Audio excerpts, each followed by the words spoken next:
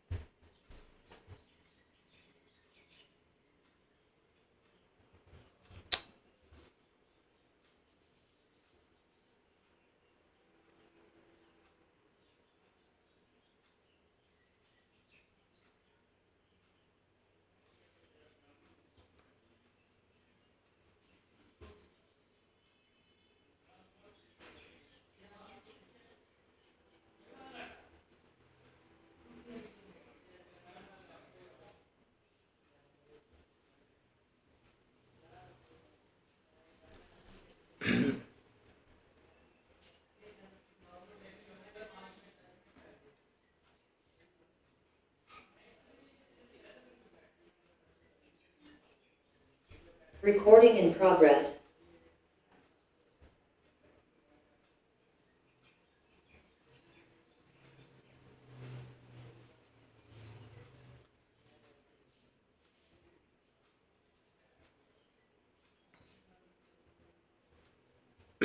अस्सलाम वालेकुम। आप लोगों को आवाज़ आ रही है? वालेकुम सलाम जी सर, आवाज़ आ रही है। जी जनाब, कैसे हैं आप लोग? अल्हम्दुलिल्लाह सर, आप है ठीक कैसे ठाक। हैं? लाइट ऑन कर रहे हैं।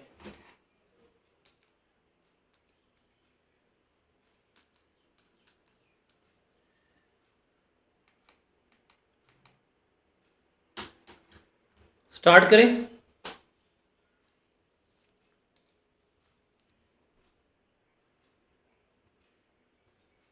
मेरे इस वक्त दो जी कंप्यूटर्स सर, चल रहे स्टार्ट। हैं। दो कंप्यूटर्स चल रहे हैं।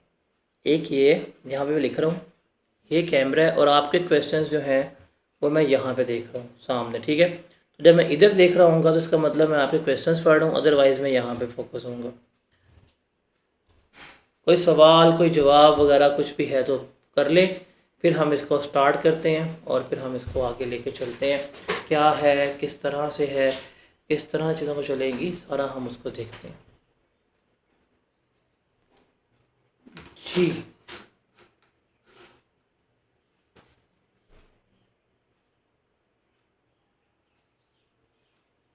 अब मुझे एक बात बता सकते हैं, आप में से सारे बच्चों में से पीआरसी से अभी कितने बच्चे आए हैं? या तो टाइप करके बता दें सिंपल, कि आप में से कितने बच्चे ऐसे हैं जो इस वक्त फ़र्स्ट टाइम आई कैप में रिटर्न पेपर देने जा रहे हैं?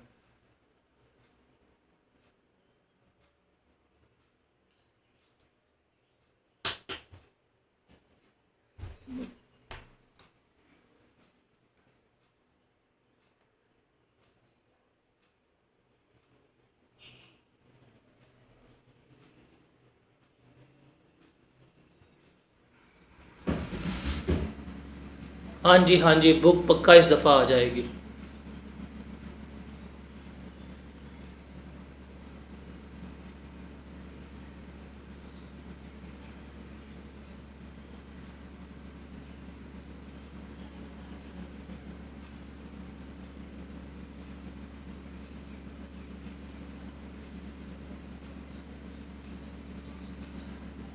PDF में भी अवेलेबल होगी, डोंट वरी।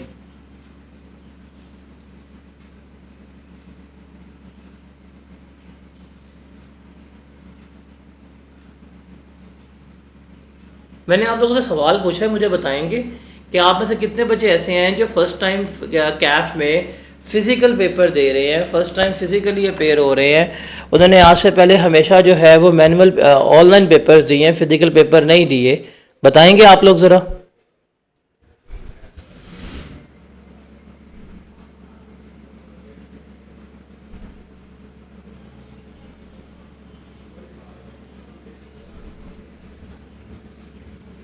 सारे मतलब ऐसे बच्चे हैं जो पहले कैफ में अपेयर हो चुके हुए हैं, है नलाइक लोग। चलें जी स्टार्ट करते हैं। ये वाली वैसे अब स्क्रीन की अरेंजमेंट ठीक है ना लाइव क्लास में भी?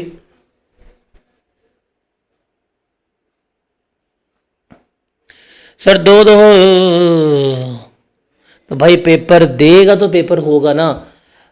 अल्लाह के बंदे, इस अटेम्प्ट में तो पेपर देना चाहिए था आपको, अपने पेपर क्यों नहीं दिया फजूल आदमी। वो भाई पेपर देना है लाजमी, ये गलती से भी गलती नहीं करना कि पेपर पढ़ लिया तैयारी है लेकिन लग रहा नहीं पेपर दे क्यों, ऐसी की तैसी क्यों नहीं पेपर देना आपने। पेपर इस दफ़ा पेपर लाजमी देना है।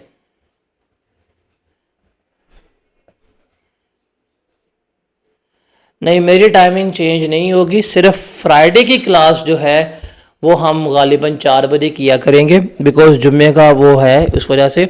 अदरवाइज़ हमारी टेक्स्ट की टाइमिंग जो है वो यही रहेगी, चेंज नहीं होगी बिल्कुल भी। पोस्ट बैच जब आएगा तो पोस्ट बैच में एक अलग टाइम पर टेक्स्ट आएगा, वो देखी जाएगी, बट इसकी टाइमिंग चेंज नहीं होगी। आवाज़ मेरी क्लियर है ना, सही क्लियर, कोई नॉइज़ कोई डिस्टॉर्शन तो नहीं आ रही?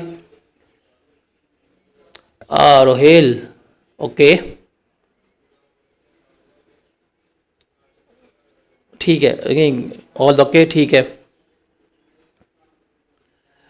रिकॉर्डिंग लेक्चर्स जो है वो शाम तक प्रोवाइड हो जाता है, हम 7-8 बजे तक तमाम रिकॉर्डिंग शेयर कर देते हैं। हम अच्छे लोग हैं, हम बड़े मासूम से बच्चे हैं, मासूम से लोग हैं हम लोग, हम बड़े नाइस लोग हैं CMADC वाले।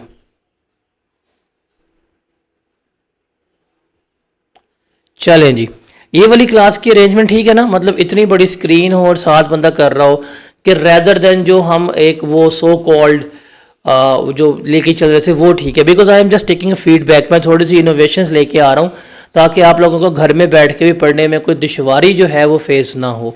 Even in live classes, even in recordings भी जो हैं वो आपको इसी इंटरफेस में मिलेंगी जो हमारा चल रहा होता है।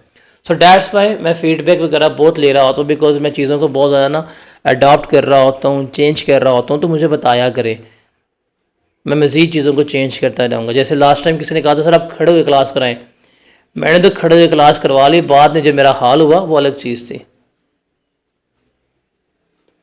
नहीं जो अच्छा जो टेक्स्ट स्टार्ट में मुश्किल होता है एंड पे आसान, अच्छा स्टार्ट में आसान होता है एंड पे मुश्किल हो जाता है, मैं उल्टा टेक्स्ट कराऊंगा आपको, जो सबसे मुश्किल चीज़ है वो सबसे पहले कराऊंगा, ठीक है अनस?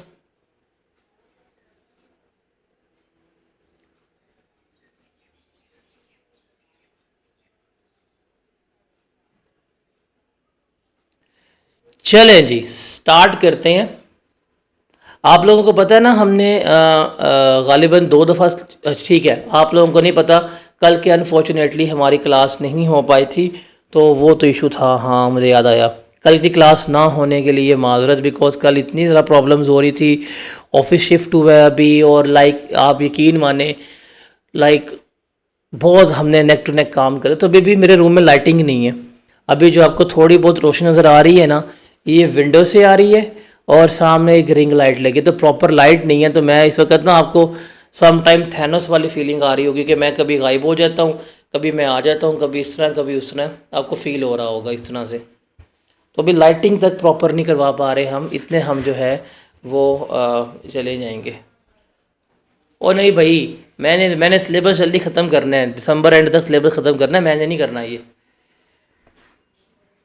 स्लो एंड वो वाला साफ नहीं करते होते हम। बस मुझे आपने नॉइज़ का बता देना है, कोई नॉइज़ वगैरह तो नहीं आ रही, कोई शोर वगैरह तो नहीं आ रहा, बिकॉज अभी मेरे पास कोई टेस्ट करने के लिए चीज़ इक्विपमेंट नहीं है। हम फिर शुरू करते हैं। ऑल ओके, ऑल क्लियर, कोई क्वेश्चन कोई क्वेरी कोई एम्बिग्विटी है मेरे से पूछ लें, फिर हम स्टार्ट करेंगे, फिर आपने सुनना है और आपने लिखना है। Got it. और एक चीज़ कोशिश किया करें, जब मैं आपसे सवाल पूछा करूँ आप बोला करें। आप सबको एक चीज़ का फीलर देना है, आपको एक चीज़ के बारे में बताना है कि दीज आर लाइव क्लासेस, इसमें टू वे कम्युनिकेशन जो है वो मौजूद है, जिस तरह फिज़िकल क्लास में होती है, सेम उसी पर्सपेक्टिव पे। तो आप जिस तरह फिज़िकल क्लास में सवाल पूछ सकते हैं, तो यहाँ पे माइक ऑन करके सवाल पूछना चाहिए। Even for the female students, अगर वो इजी हैं, अगर वो कन्वीनियंट हैं, अगर वो कंफर्टेबल है, तो आप लोगों को भी चाहिए कि आप माइक ऑन करके क्वेश्चंस पूछा करें या रिस्पॉन्ड दिया करें, ताकि आपकी इन्वॉल्वमेंट शो हो। ये चीज़ें बड़ी अच्छी लगती हैं, आपको आपका कॉन्फिडेंस बिल्ड होता है। आप लोगों ने आगे जाके पीपीई करना है, पीपीई में ख़ास तौर पर फीमेल्स की बात करूं, वहाँ पे स्पीकिंग की एक्टिविटीज़ होती हैं, तो वो चीज़ आपका एक कॉन्फिडेंस बिल्ड करेगा। अभी तो देखें, आप एक मीडियम पे हैं, आप अभी अपने घर में बैठ के बोल रहे हैं, तो वो चीज़ आपको एक कॉन्फिडेंस वगैरह जो है वो दिलवा रही होगी। तो इसको थोड़ा सा देखा करें। जब मैं सवाल पूछ रहा हूँ, तो जब मैं आपको अलाउ करूँ कि आप सारे माइक ऑन कर सकते हैं, तो उस वक्त माइक ऑन किया करें, ठीक है? Got it. चलें जी, स्टार्ट करते हैं। टेक्स्ट का पेपर है, और टेक्स्ट के पेपर में ना बड़ी ज़्यादा टेक्स्ट के बारे में मिथ्स मशहूर है कि टेक्स्ट का पेपर करना कैसे है, कैसे नहीं करना। बच्चे जो हैं वो 3-3 बार जो है वो टेक्स्ट का पेपर पढ़ के बैठे होते हैं, फेल हो जाता है। एक बहुत ही इसके बारे में ना मिथ्स वगैरह जो हैं वो फेमस की गई है। अब हम यहाँ पे डिस्कस करेंगे हाउ टू स्टडी टेक्स्ट, के टेक्स्ट को हमने लेके कैसे चलना है, और फिर यहाँ से हम अपनी चीज़ें जो हैं वो डेवलप करना शुरू करेंगे। तो पहला क्वेश्चन है कि हमने अपना ये टेक्स्ट को करना कैसे है, हाउ टू स्टडी टेक्स्ट, के टेक्स्ट को हम किस तरह से लेके चलेंगे। ये चीज़ जो है ये हमारे लिए बहुत ज़्यादा इम्पॉर्टेंट है। इसको स्टार्ट करने से पहले आपको शायद ओरिएंटेशन में भी आपने देखा हो कि हमारे पास जो है वो टेक्स्ट में 3 ग्रेड्स हैं, जिसमें हम लेके चलेंगे ग्रेड ए, ग्रेड बी और ग्रेड सी। जो ग्रेड ए है, इसमें हमारे पास 3 चैप्टर आएंगे, chapter number 1, chapter number 2, chapter number 3। इसकी वेटेज जो है ये 5 से 10 नंबर की है, और ये बड़े बेसिक से क्वेश्चन है, और सारे यहाँ पे almost theoretical question, some sort of रट्टा बेस्ड पेपर आता ही आता है इसमें से, और ये हर क्वेश्चन में, हर पेपर में आता है। आप पेपर में जाएंगे तो जो आपको लास्ट क्वेश्चन मिलेगा वो इसी में से होगा, इसी ग्रेड में से आया होगा। उसके बाद जो सेकंड सबसे बड़ा एरिया है जिसको आप कंसीडर कर सकते हैं, वो है आपका इनकम टैक्स का एरिया। वो किसका एरिया कंसिडर होगा? वो आपका एरिया होगा इनकम टैक्स का कंसिडर। गालिबन 65 से 70 मार्क्स तक का पेपर जो है वो इसमें से आएगा। और तीसरा एरिया जो है वो आपका है सेल्स टैक्स का, जो आपको यहाँ से मिल रहा होगा, और इसकी वेटेज जो है वो गालिबन 25 से 30 नंबर की वेटेज जो है वो हमारी होगी। तो ये 3 चीज़ें जो हैं ये हमारे सिलेबस की हैं, जिसको हम क्या कर रहे होंगे, लेकर चल रहे होंगे। ग्रेड ए, ग्रेड बी, और हमारे पास जो है वो ग्रेड सी जो है वो आ रहा होगा। अब हमने कैसे लेके चलना है चीज़ों को वो देखते हैं। देखें, पेपर पास करने के लिए ना आपको पता है पासिंग मार्क्स कितने चाहिए आपको पास करने के लिए जो मार्क्स चाहिए वो 50 नंबर चाहिए। अगर आपके टेक्स्ट में 50 नंबर आ जाए, आपका पेपर जो है वो क्या हो सकता है, पास हो सकता है। अब ये पासिंग मार्क्स किस तरह से सिक्योर करने हैं, मतलब मैं आपको पासिंग मार्क्स तो नहीं, मेरी कोशिश है आप लोग तो मेरिट सर्टिफिकेट में आए, मेरिट सर्टिफिकेट वगैरह अचीव करें। अब सवाल ये है कि पासिंग मार्क्स कैसे सिक्योर करने हैं वो देखें, या उसके ऊपर अगर हम तैयारी करें तो वो देखते हैं कि जो हमारे पास सेल्स टैक्स है, सेल्स टैक्स की ही अगर मैं सिर्फ और सिर्फ बात करूं, तो सेल्स टैक्स में से आपको 25 से 30 नंबर का पेपर आना ही आना है। सेल्स टैक्स में से आपको 25 से 30 नंबर का पेपर जो है वो आना ही आना है। और मैंने आपको एनेबल करना है इस एरिया में कि अगर 30 नंबर का पेपर इसमें से आया है, तो आप में से हर बच्चा एटलीस्ट 90% मार्क्स तो इसमें से ले, मतलब हर बच्चा 27 नंबर इसमें से लेने के काबिल हो। अगर नहीं भी है तो 25 नंबर जो है वो आपने इस एरिया में से सिक्योर करने ही करने हैं। अगर आप इस एरिया में से इतने मार्क्स जो है वो सिक्योर कर लेते हैं तो आपका पेपर पास बड़ा इजीली हो जाता है। 25 नंबर यहाँ से सिक्योर कर लें, 5 नंबर जो है वो पहला ग्रेड जो है हमारा, वहाँ से आप आराम से सिक्योर कर देंगे। फिर हमारा एक चैप्टर आता है, उस चैप्टर का नाम है इनकम फ्रॉम बिजनेस। उस इनकम फ्रॉम बिजनेस में से ऑन एवरेज 18 नंबर का पेपर आपको आना ही आना है। अगर आप इन सबको जमा करें तो ये गालिबन 48 मार्क्स बनते हैं, जो सिर्फ इन 3 एरियाज़ में से आपको मिलने ही मिलने हैं। जब इन 3 एरियाज़ में से आपको ये 48 मार्क्स मिल जाने हैं तो सर यकीन माने मैंने आपको ये इन 3 एरिया पे बड़ी ज़्यादा जो है एफर्ट करवानी है। अगर आप इन 48 में से, ये जो हमने 48 लिखा है, अगर आप इस 48 में से 35 से 40 नंबर से क्योर कर लें, बाकी पूरा इनकम टैक्स पड़ा हुआ है उसमें से आपके 10 से 15 नंबर भी आ जाएंगे, पेपर पास हो जाएगा। और अगर आप थोड़ी सी एफर्ट कर लें, थोड़ी सी अगर आप जान मार लें, थोड़ा चीज़ों को देख लें, तो आप यकीन माने थोड़ी सी एफर्ट करने के बाद आप जो है वो मेरिट सर्टिफिकेट भी इस सब्जेक्ट में सिक्योर कर सकते हैं। बस करना तरीके से है जो हम लेके चलेंगे। तो हमने, अगर ये तो मैंने आपको बताया कि यार ये सिलेबस है, ये 3 एरिया है, ये on a very first day आपको इसलिए बता रहा हूँ। अब आप लोगों के ऊपर वाजिब क्या है कि जो आपको पहले दिन ही बता दिया है कि सेल्स टैक्स जो है वो इतना ज़्यादा इम्पॉर्टेंट है, तो सेल्स टैक्स को आपने 110% जो है वो तैयार करना है। इसमें आपने कोई कमी नहीं छोड़नी, हर एक चीज़ जो है वो आपने इसमें करनी है, ईच एंड एवरीथिंग करनी है, कुछ नहीं छोड़ना। बिज़नेस जो है, बिज़नेस भी जो है वो आपने अच्छी तरह घोल के करना है, और ये भी आपका 110% तैयार होना चाहिए।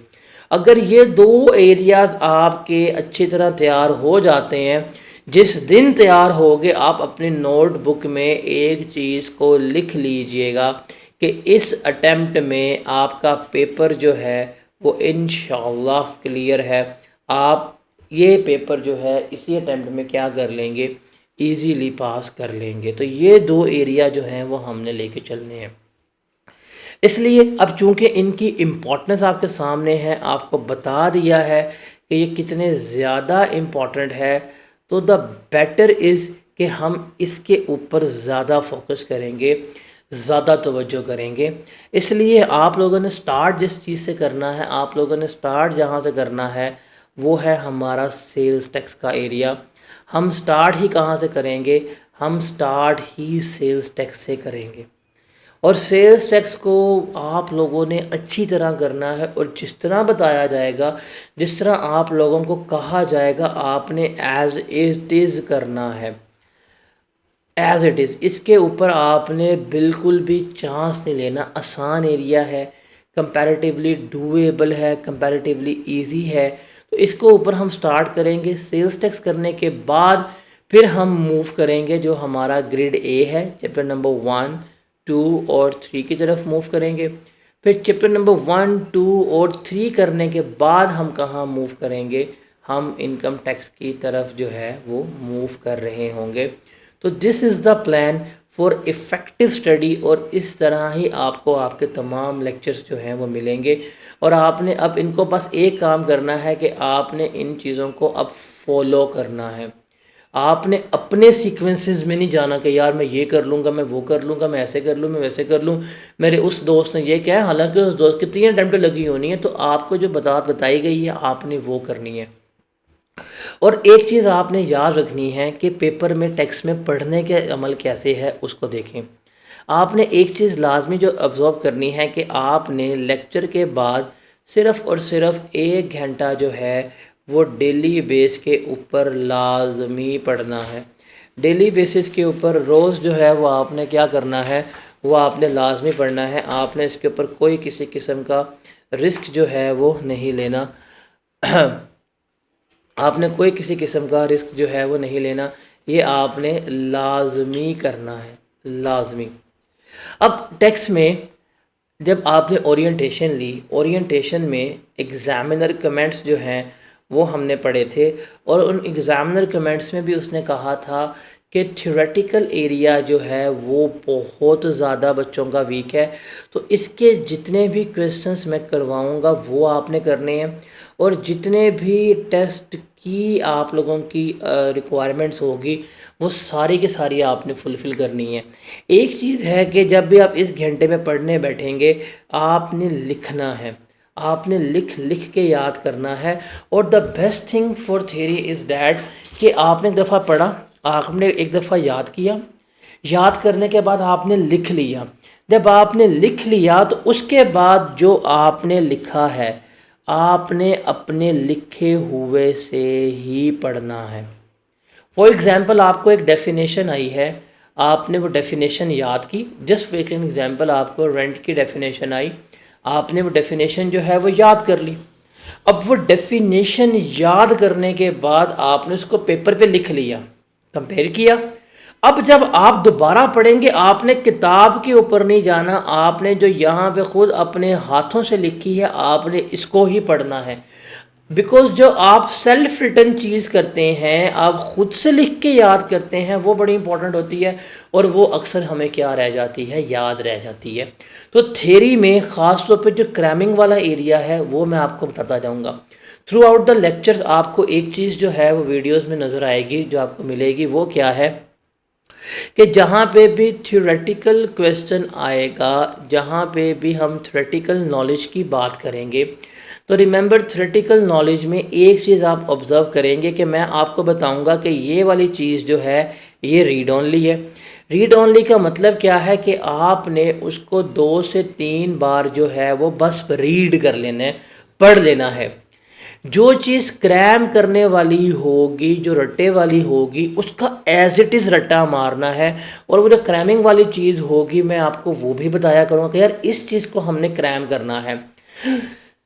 और फिर जो अंडरस्टैंडिंग वाली चीज़ होगी जिसको हमने अंडरस्टैंड करना है, मैं उसके बारे में भी बताऊंगा। जो अंडरस्टैंडिंग वाली चीज़ होगी जिस पे बता दूंगा, इसमें से मोस्टली सिनेरियोज़ वगैरह जो हैं वो जनरेट होंगे, सिनेरियोज़ वगैरह जो है वो क्रिएट किए जाएंगे, और एप्लीकेशन बेस्ड क्वेश्चंस जो हैं वो हमें क्या होंगे, इसमें से मिल रहे होंगे।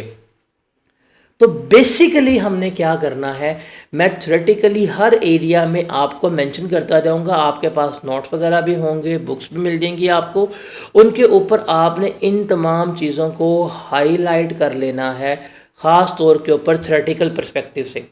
अगर आप इन चीज़ों को हाईलाइट करके बैठ जाते हैं, कल को आप रिवाइज करेंगे, आपके लिए टेक्स्ट का पेपर जो है वो आसान होगा, आपके लिए वो कतई मुश्किल नहीं होगा।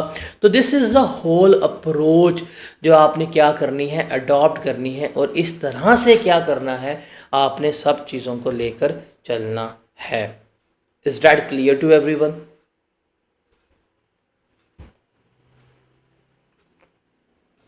Yes, sir. Clear, sir.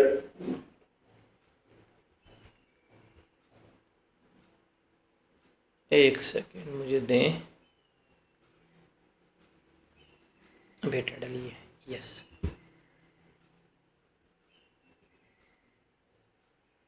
कोई सवाल है पूछ सकते हैं, फिर मैं ज़रा आप लोगों को यहाँ पे लेके चलूँगा।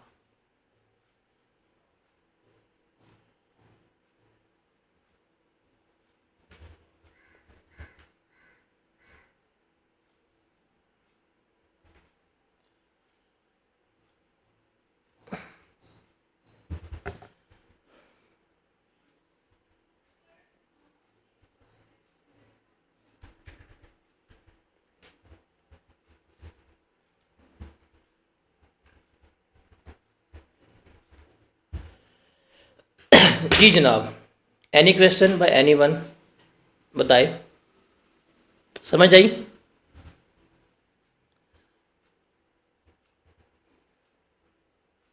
आप लोगों को मैं एक चीज़ बता देता हूँ कंफर्म, कि आप लोगों को मैंने सेल्स टैक्स जो है वो 2 दफ़ा करवाना है लाजमी। आप लोगों को मैंने सेल्स टैक्स 2 दफ़ा क्लास में करवाना है, बिकॉज इसमें से जिसकी ग्रिप हो गई ना, जिसको अच्छी तरह तैयार हो गया, पेपर पास है उसका। स्केड्यूल शेयर कर देंगे यार, भाई बता तो रहा हूँ, इधर बैठने की जगह नहीं मिल रही। मैं इस वक्त अगर कैमरा घुमाऊँ ना, मेरे रूम में पंखा नहीं है, अभी पंखा लगने वाला है, बोर्ड जो है वो लगने वाला है, एक एक्सटेंशन लीड लेके उसके ऊपर लीड लेके फिर उसके ऊपर लीड लेके मल्टीपल कनेक्टर्स लगू के ना मैं अपना कंप्यूटर में बैठा हूँ। अभी हम कंस्ट्रक्शन फेज़ में हैं, तो इस वीकेंड तक हम ठीक हो जाएंगे। उसके बाद फिर मैं स्केजूल, बैठने का टाइम नहीं मिल रहा, तो मैं 1-2 दिन में बैठूंगा तो मैं कर दूंगा स्केजूल चाहिए, ठीक है।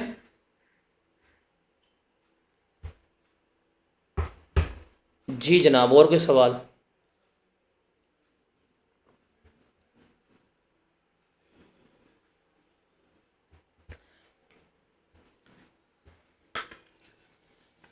तो एक चीज़ आप लोगों ने मेक श्योर करनी है कि हमने यहाँ पे 2 दफ़ा जो है वो सेल्स टैक्स करना है, 2 टाइम्स।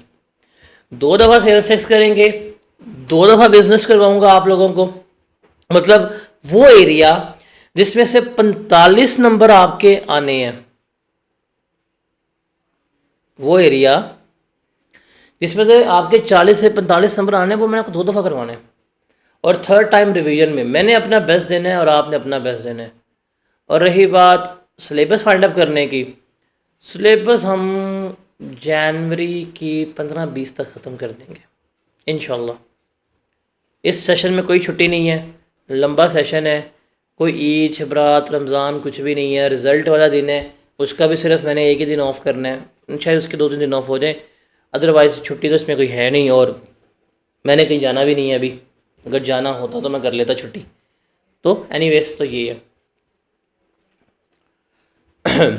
और कोई सवाल है? नहीं, चले आगे।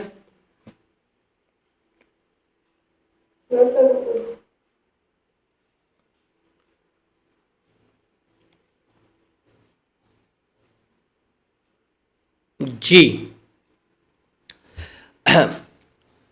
हम स्टार्ट करते हैं हमारा जो अब एरिया है, that is sales tax.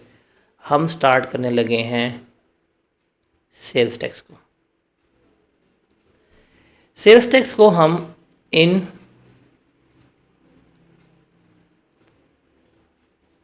Direct tax भी कहते हैं। इसके ऊपर हमने डिस्कशन करनी है, इसको हमने अच्छी तरह तैयार करना है। अब ये क्या है और क्या नहीं है उसको देखते हैं। अगर हम बात करें टैक्स क्या होता है या टैक्स किसे कहते हैं या टैक्स कौन सी चीज़ है, तो रिमेंबर बेसिकली टैक्स क्या है कि जो हमारी गवर्नमेंट है, गवर्नमेंट ने जो रेवेन्यू कलेक्ट करना होता है टू रन कंट्री, मुल्क चलाने के लिए, सैलरीज देने के लिए, एडमिनिस्ट्रेशन के लिए, तो वो क्या करती है, वो हमसे टैक्स जो है वो कलेक्ट कर रही होती है। टैक्स फ्रॉम द पीपल होता है कि लोगों से पैसा लेके और लोगों के ऊपर ही क्या किया जाता है, लगाया जाता है। तो ये रेवेन्यू सोर्स है। हुकूमत जो है वो कोई कारोबार तो कर नहीं रही होती, तो वो टैक्सेस लगाती है। टैक्सेस के ज़रिए ही क्या कर रही होती है, सारे का सारा जो अपना निज़ाम है वो चला रही होती है।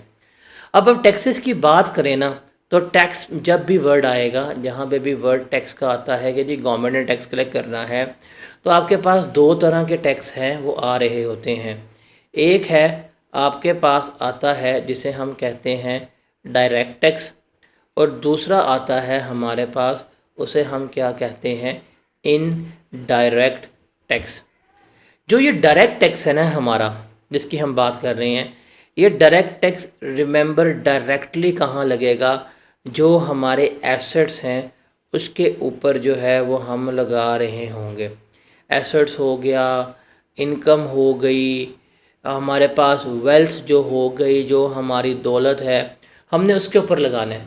तो ये डायरेक्टली हम क्या कर रहे हैं कि जो भी हमारा पर्सन है, जो भी इंसान है, जो भी शख्स है, उससे क्या किया जा रहा है, उससे टैक्स कलेक्ट कर लिया जा रहा है। अब हमारे पास मल्टीपल लोग हैं, कोई मिस्टर ए है, कोई मिस्टर बी है, कोई मिस्टर सी है, ये कम पैसे कमा रहा है, ज़्यादा कमा रहा है, ये बहुत ज़्यादा कमा रहा है, तो जो जितने ज़्यादा पैसे कमाएगा हम उससे उतना टैक्स ज़्यादा लेंगे, जो जितने कम पैसे कमाएगा हम उससे टैक्स उतना कम लेंगे। तो ये डायरेक्टली आपकी एसेट्स, आपकी इनकम, आपकी वेल्थ के ऊपर जो हम टैक्स लगा रहे होते हैं वो कहलाता है डायरेक्ट टैक्स।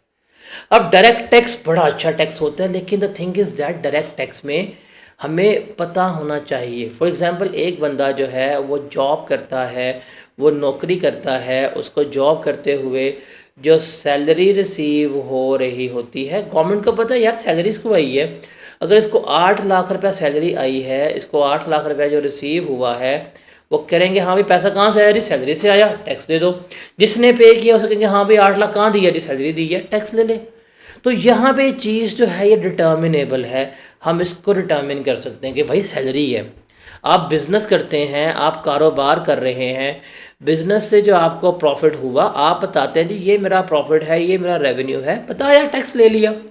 आपने अपने एसेट्स बेचे हैं, घर बेचा, प्लॉट बेचा, दुकान बेची, फ्लैट बेचा, उसके ऊपर पैसे आए बता देंगे। अब द थिंग इज़ दैट कि अगर आपकी इनकम का पता है फिर तो उसके ऊपर हम टैक्स लगा सकते हैं कि जी ये इनकम है, इसके ऊपर टैक्स लग सकता है।